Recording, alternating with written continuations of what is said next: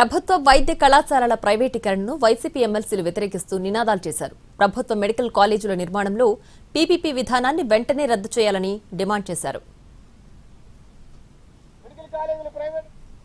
Covid కాలంలో ఎదురైన ఇబ్బందులను దృష్టిలో ఉంచుకుని నాడు వైసీపీ ప్రభుత్వం 17 వైద్య కళాశాలల నిర్మాణానికి శ్రీకారం చుట్టిందన్నారు వైసీపీ ఎమ్మెల్సీ బొత్స సత్యనారాయణ. అలాంటి కాలేజీల నిర్మాణానికి ఇవాళ కూటమి ప్రభుత్వం పీపీపీ మోడల్ తేవడం సమంజసం కాదన్నారు. స్వలాభం దోపిడీ కోసమే ఇదంతా చేస్తున్నారని కూటమి ప్రభుత్వంపై ఆరోపణలు చేశారు బొత్స.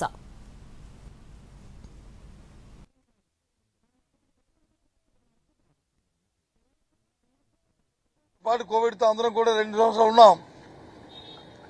అప్పటి నుంచి ఈ మెడికల్ కళాశాల నిర్ణయం తీసుకుని త్వరితగతి నుంచి వాడిని కట్టాలనే ప్రయత్నంలో సుమారు 2,200 కోట్ల రూపాయలని ఖర్చు చేసి అప్పటికే 5 మెడికల్ కళాశాలలో అడ్మిషన్స్ కూడా ప్రారంభించి మిగతా వాటికి వివిధ దశలో ఉన్న నేపథ్యంలో ఇవాళ ఈ ప్రభుత్వం వచ్చింది. ఈ ప్రభుత్వం వచ్చి ఈ కళాశాలను ప్రైవేట్ పరం చేస్తాం, పీపీపీ మోడల్ అని ఒక విధానాన్ని తీసుకొచ్చింది. ఎంత దౌర్భాగ్యం అండి, ఎంత దోపిడీ విధానం అండి ఇది.